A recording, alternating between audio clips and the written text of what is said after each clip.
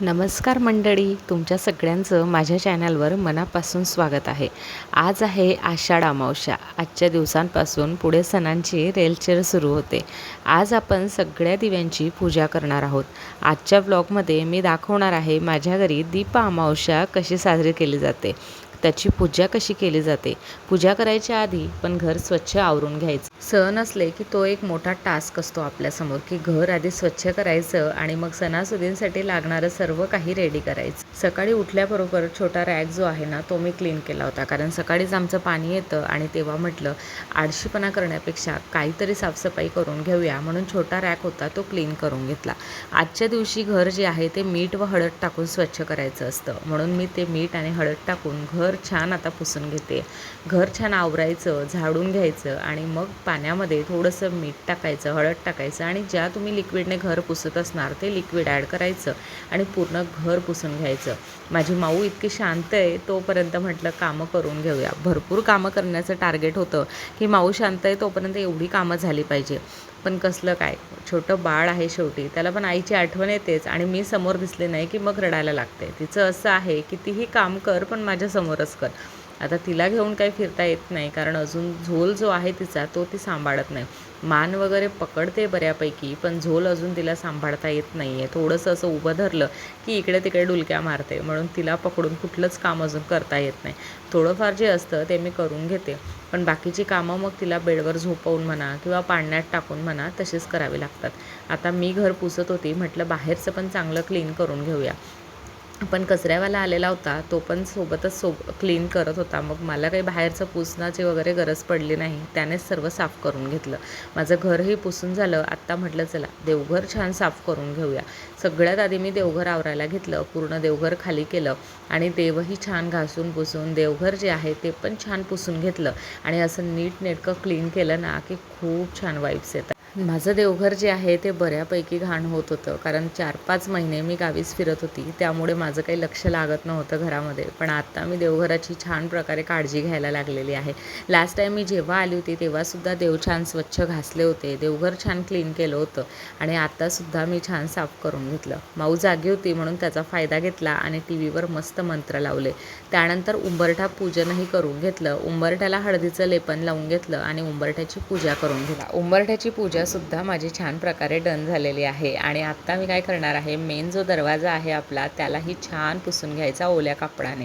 मस्त त्याला स्वच्छ केला की त्याच्यावर सुद्धा स्वस्तिक काढायचं कुंकवाने आणि हळद कुंकूने त्याची पूजा करायची, कारण येणारी निगेटिव्ह एनर्जी तिथूनच येते, ती यायला नको. आपल्या घरात सर्व काही पॉझिटिव्ह व्हायला पाहिजे, त्यासाठी उंबरठ्याची आणि मेन दरवाजाची पूजा करणंसुद्धा खूप गरजेचं असतं. आता मी आमच्या कुलस्वामिनीचा कलश जो आहे त्याला साईडला स्थापन केलेला आहे आणि तिथे कुलस्वामिनीचा फोटो वगैरे सर्व काही ठेवलं आहे.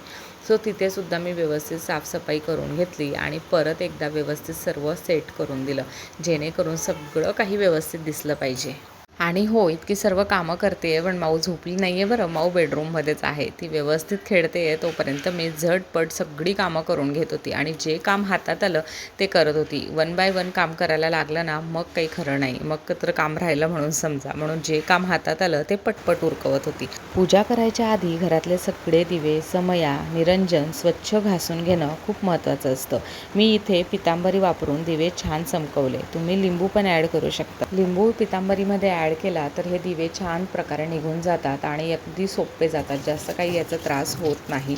त्यामुळे हे दिवे जे आहेत ते पितांबरीमध्ये लिंबू ॲड करून सुद्धा तुम्ही क्लीन करू शकतात. खूप छान प्रकारे आणि इझिली हे दिवे क्लीन होऊन जातात.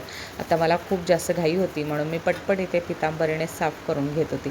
जास्त वेळ वाया काही घालत नव्हती, जसं निघाले तशा प्रकारे त्यांना क्लीन करून घेत होती.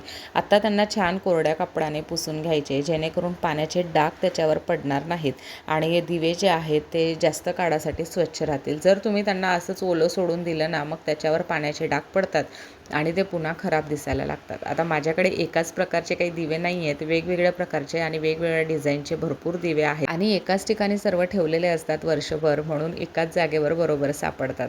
चला आता आपले दिवे जे आहेत ते पूजा करण्यासाठी अगदी रेडी आहेत.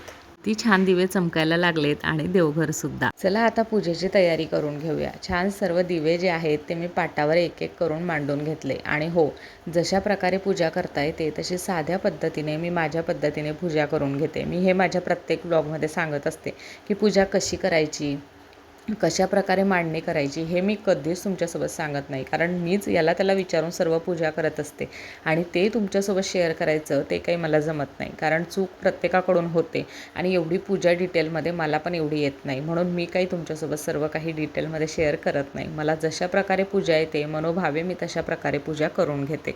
चला, छान आपली पूजा झाली. रांगोळीसुद्धा मी आजूबाजूला काढून घेतली. फुलांनी दिवे छान सजवले. अशा प्रकारे दीप अमावस्येच्या दिव्यांची जी पूजेची तयारी आहे ती पूर्ण झाली. त्यानंतर दारातसुद्धा छान रांगोळी काढून घेतली, दिवा लावून घेतला आणि एकदम छान प्रसन्न वाटत होतं. दीप अमावस्येला दिव्यांची पूजा का करतात? कारण दिवा आपल्याला अंधाराकडून प्रकाशाकडे नेतो. आपल्या आयुष्यातील नैराश्य दूर होऊन सुखसमृद्धी यावी म्हणून आपण ही कृतज्ञता व्यक्त करतो.